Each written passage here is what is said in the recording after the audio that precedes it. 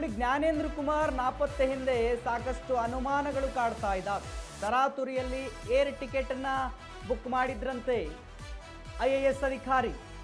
ತರಾತುರಿಯಲ್ಲಿ ದೆಹಲಿಗೆ ticket book ಮಾಡಿದ್ರು ಅಧಿಕಾರಿ. ಯಾಕೆ ಅಷ್ಟೊಂದು ಗಡಿಬಿಡಿಯಲ್ಲಿ ಬುಕ್ ಮಾಡಿದ್ರು? 30,253 ರೂಪಾಯಿ ಹಣವನ್ನು ಪಾವತಿಸಿ ತರಾತುರಿಯಲ್ಲಿ ಟಿಕೆಟ್ ಅನ್ನ ಬುಕ್ಕಿಂಗ್ ಮಾಡಿದ್ದಾರೆ. HDFC ಕ್ರೆಡಿಟ್ ಕಾರ್ಡ್ನಲ್ಲಿ ಇಂಡಿಗೋ ಫ್ಲೈಟ್ ಟಿಕೆಟ್ ಬುಕ್ ಆಗಿದೆ ವೀಕ್ಷಕರು. ಆ ಫ್ಲೈಟ್ನಲ್ಲೇ ದೆಹಲಿಗೆ ತೆರಳಿದ್ದಾರಾ ಜ್ಞಾನೇಂದ್ರ ಕುಮಾರ್ ಅನ್ನುವ ಪ್ರಶ್ನೆಗಳಿದಾವೆ. ಫ್ಲೈಟ್ ಬಿಟ್ಟು ಕಾರಿನಲ್ಲಿ ಬೇರೆಡೆಗೆ ತೆರಳಿದ್ರ IAS ಅಧಿಕಾರಿ ಅನ್ನುವ ಪ್ರಶ್ನೆಗಳು ಇದ್ದಾವೆ. ಯಾವ ಕಡೆ ಹೋಗಿದ್ದಾರೆ? ಫ್ಲೈಟ್ನಲ್ಲಿ ಹೋದ್ರ, ಕಾರ್ನಲ್ಲಿ ಹೋದ್ರ? ಹೋಗಿದ್ದಾರೆ ಅನ್ನೋದು ನಿಜ, ಆದರೆ ಯಾಕೆ ಹೋದ್ರು? ನೋಡಿ, HDFC ಕಾರ್ಡನ್ನು ಬಳಸಿ ಫ್ಲೈಟ್ ಟಿಕೆಟ್ ಬುಕ್ ಮಾಡಲಾಗಿದೆ ಅಂತೆ. ಇಂಡಿಗೋ ಫ್ಲೈಟ್ ಟಿಕೆಟ್ ಬುಕ್ ಮಾಡಲಾಗಿದೆ. ತರಾತುರಿಯಲ್ಲಿ, ಗಡಿಬಿಡಿಯಲ್ಲಿ ಹೆದರಿ ಬಿಟ್ರ ಇಡಿ ಅಧಿಕಾರಿಗಳಿಗೆ. ಇಡಿ ಅಧಿಕಾರಿಗಳಿಗೆ ಯಾಕೆ ಹೆದರಿದ್ರು ಇವರು? ತಪ್ಪಿಲ್ಲ ಅನ್ನೋದಾದ್ರೆ, ತಪ್ಪಿದ್ರೆ ಅಲ್ವಾ ಹೆದರ್ಬೇಕಾಗಿರೋ? ತಪ್ಪಿಲ್ಲ ಅನ್ನೋದಾದ್ರೆ ಯಾಕೆ ಹೆದರು? ನೋಡಿ, 30,000 ರೂಪಾಯಿಗೂ ಅಧಿಕ ದುಡ್ಡನ್ನ ಪಾವತಿಸಿ ಫ್ಲೈಟ್ ಟಿಕೆಟ್ ಬುಕ್ ಮಾಡಿದ್ದಾರೆ. HDFC ಕ್ರೆಡಿಟ್ ಕಾರ್ಡ್ನಲ್ಲಿ ಇಂಡಿಗೋ ಫ್ಲೈಟ್ ಟಿಕೆಟ್ ಬುಕ್ ಮಾಡಿದ್ದಾರೆ. ಆ ಒಂದು ಕಾರ್ಡ್ನಲ್ಲಿ ಹಣವನ್ನು ಪಾವತಿಸಲಾಗಿದೆ. ಆ ಫ್ಲೈಟ್ನಲ್ಲೇ ತೆರಳಿದ್ರ ಅಥವಾ ಕಾರ್ ಮಾರ್ಗವಾಗಿ, ರಸ್ತೆ ಮಾರ್ಗವಾಗಿ ಬೇರೆ ಕಡೆಗೆ ಹೋದ್ರ? ಇವೆಲ್ಲವೂ ಕೂಡ ದೊಡ್ಡ ಪ್ರಶ್ನೆ ಕಾಡ್ತಾ ಇದ್ದಾವೆ. ಇವಾಗ IAS ಅಧಿಕಾರಿ ಜ್ಞಾನೇಂದ್ರ ಕುಮಾರ್ ಎಲ್ಲಿ ಹೋಗಿದ್ದಾರೆ? ಯಾಕೆ ಎಸ್ಕೇಪ್ ಆಗಿದ್ದಾರೆ? ಯಾಕೆ ನಾಪತ್ತೆ ಆಗಿದ್ದಾರೆ? ಇದಕ್ಕೆ ಕಾರಣ ಏನು? ಅವರ ಮೇಲೂ ಇಡಿ ದಾಳಿ ಆಗುತ್ತೆ ಅಂತ ಹೇಳಿ ಹೆದರ್ಕೊಂಡ್ರ? ಅವ್ರು ತಪ್ಪು ಮಾಡಿಲ್ಲ ಅನ್ನೋದಾದ್ರೆ ಯಾಕೆ ಹೋದ್ರು? ಇವೆಲ್ಲವೂ ಕೂಡ ಇವಾಗ ಅನುಮಾನಗಳಿಗೆ ಕಾರಣ ಆಗಿದೆ, ಪ್ರಶ್ನೆಗಳನ್ನು ಹುಟ್ಟಾಕ್ತಾ ಇದೆ. ಇದು ಏನಾಗುತ್ತೆ, ಈ ಪ್ರಕರಣ ಎಲ್ಲಿಗೆ ಹೋಗುತ್ತೆ ಅನ್ನೋದು ಕೂಡ ಬಹಳ ಕುತೂಹಲಕಾರಿಯಾಗಿದೆ. ಕಾದು ನೋಡಲೇಬೇಕು.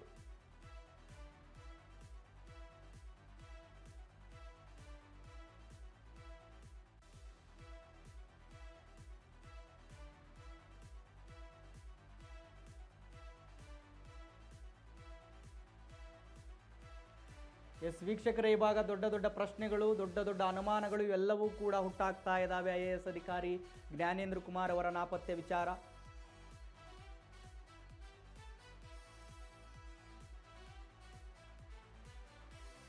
ವೀಕ್ಷಕರೇ, ಅಪ್ಡೇಟ್ ಕೊಡ್ತಾರೆ ನಮ್ಮ ಪ್ರತಿನಿಧಿ ನೇತ್ರಾವತಿ. ಇದಕ್ಕೆ ಸಂಬಂಧಪಟ್ಟ ಹಾಗೆ ನೇತ್ರಾವತಿ, ನೋಡಿ, IAS ಅಧಿಕಾರಿಯ ಎಸ್ಕೇಪ್ ಏನಿದೆ, ನಾಪತ್ತೆ ಏನಿದೆ, ಬಹಳ ಪ್ರಶ್ನೆಗಳನ್ನು ಹುಟ್ಟಾಕ್ತಾ ಇದೆ. ಸೊ ಯಾಕೆ ಅವರು ನಾಪತ್ತೆ ಆದರು? ಫ್ಲೈಟ್ ಟಿಕೆಟ್ ಅನ್ನ ಬುಕ್ ಮಾಡಿದ್ದಾರೆ ಅನ್ನುವಂಥ ಮಾಹಿತಿಗಳು ಕೂಡ ಇದಾವೆ. ಅವರ ಕ್ರೆಡಿಟ್ ಕಾರ್ಡ್ ಅನ್ನ ಬಳಸಿ ಹೆಚ್ಚಿನ ಮಾಹಿತಿ ಕೊಡೋದಾದ್ರೆ ಏನಿದೆ ನೇತ್ರಾವತಿ? ಎಸ್ ಮಹಾದೇವ್, ಏನು ಈ KPSC ಹಗರಣಕ್ಕೆ ಸಂಬಂಧಪಟ್ಟಂತೆ ದಿನೇ ದಿನೇ ಬಗೆದಷ್ಟು ಬಯಲಾಗ್ತಾ ಇದೆ ಇವರ ಕರ್ಮಕಾಂಡಗಳು. ಈಗಾಗಲೇ ಶಿವಶಂಕರಪ್ಪ ಅವ್ರ ಮೇಲಾಗಿರ್ಬೋದು, ಹಾಗೆ ಶಾಂತಾ ಹೊಸ್ಮನಿ ಅವರು ಕೂಡ ಈ ಒಂದು ಕರ್ಮಕಾಂಡದಲ್ಲಿ ಭಾಗಿಯಾಗಿರುವುದು. ಈ ಹಿಂದೆ ಏನು ಈ ಜ್ಞಾನೇಂದ್ರ ಇವಾಗ ಏನ್ IAS ಅಧಿಕಾರಿ ನಾಪತ್ತೆಯಾಗಿದ್ದಾರೆ, ಅವರು ಈ ಹಿಂದೆ ಏನು ಒಂದು ಪಶು ವೈದ್ಯಾಧಿಕಾರಿಗಳ ಹುದ್ದೆ ಏನು ಒಂದು ನೇಮಕಾತಿ ನಡೆದಿತ್ತು. ಆ ಸಂದರ್ಭದಲ್ಲಿ ಇವರು ಅಲ್ಲಿ ಒಂದು ಎಕ್ಸಾಮ್ ಕಂಟ್ರೋಲರ್ ಆಗಿ ಈ ಜ್ಞಾನೇಂದ್ರ ಕುಮಾರ್ ಅವರು ಕಾರ್ಯನಿರ್ವಹಿಸ್ತಾ ಇದ್ರು.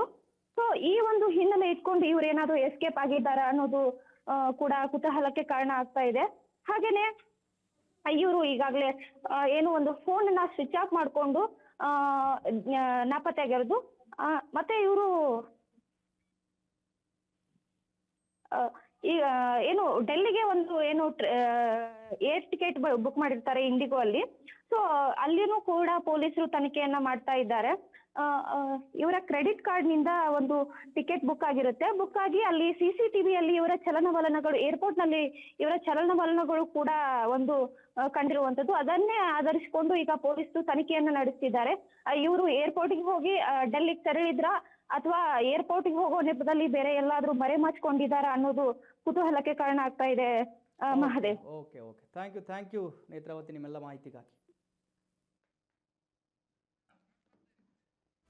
ವೀಕ್ಷಕರೇ, ನೋಡಿ, ಬಹಳ ಕುತೂಹಲವನ್ನು ಮೂಡಿಸ್ತಾ ಇದ್ದಾವೆ ಇವರ ಎಸ್ಕೇಪ್. ಇವಾಗ ಯಾಕೆ ಇವರು ಬೇರೆ ಕಡೆಗೆ ಹೋಗಿದ್ದಾರೆ, ಯಾಕೆ ಇಡಿ ಅಧಿಕಾರಿಗಳ ದಾಳಿಯ ಹೊತ್ತಲ್ಲಿ ಹೋಗಿದ್ದಾರೆ ಅನ್ನೋದು ಬಹಳ ಅನುಮಾನಗಳಿಗೆ ಕಾರಣಗಳಿದ್ದಾವೆ. ಯಾಕಂತ ಹೇಳಿದ್ರೆ ಇವರು ಎಕ್ಸಾಮಿನ ಸಂದರ್ಭದಲ್ಲಿ ಇವರ ಒಂದು ಏನು ಉಪಸ್ಥಿತಿ ಇತ್ತಲ್ಲ, ಆ ಎಕ್ಸಾಮಿನ ಒಂದು ಉಸ್ತುವಾರಿಯನ್ನು ವಹಿಸೋದಾಗಲಿ ಅಥವಾ ಎಕ್ಸಾಮ್ ಸೆಂಟರ್ನಲ್ಲಿ ಇವರು ಕೆಲಸ ಮಾಡೋದಾಗಿರಲಿ, ಇವೆಲ್ಲವೂ ಕೂಡ ಈಗ ಅದು ಒಂದು ಪಶುಸಂಗೋಪನಾ ಇಲಾಖೆಯಲ್ಲಿ ಏನು ಅಕ್ರಮ ಆಗಿದೆ, ಅಕ್ರಮದ ಆರೋಪದಲ್ಲಿ ಯಾರ್ಯಾರ ಹೆಸರು ಕೇಳಿಬರ್ತಾ ಇದೆ, ಸೊ ಇವರ ಹೆಸರು ಕೂಡ ಕೇಳಿಬರ್ತಾ ಇದೆ. ಆ ಕಾರಣಕ್ಕೆ ಇವರು ಹೋದ್ರ ಅನ್ನುವಂತಹ ಅನುಮಾನಗಳು ಕೂಡ ಇದ್ದಾವೆ. ನೋಡಬೇಕು ಏನಾಗುತ್ತೆ, ಇವರು ಎಲ್ಲಿಗೆ ಹೋಗಿದ್ದಾರೆ, ಸಂಬಂಧಪಟ್ಟ ಅಧಿಕಾರಿಗಳ ಇವರನ್ನು ಟ್ರೇಸ್ ಮಾಡುವಲ್ಲಿ ಸಕ್ಸಸ್ ಆಗ್ತಾರಾ, ಇವೆಲ್ಲವೂ ಕೂಡ ಭಾಳ ಕುತೂಹಲ ಇದೆ, ಕಾದು ನೋಡಲೇಬೇಕು.